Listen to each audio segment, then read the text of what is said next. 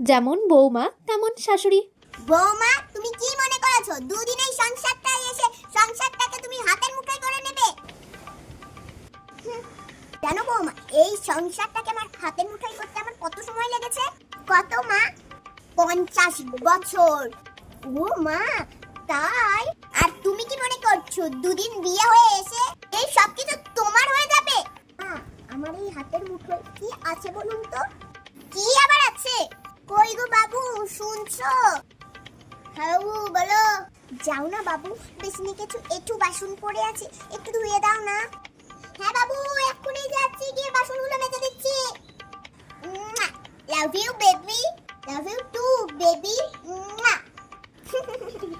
এবার বুঝতে পারছেন তো আমার হাতের মুঠোয় কি আছে?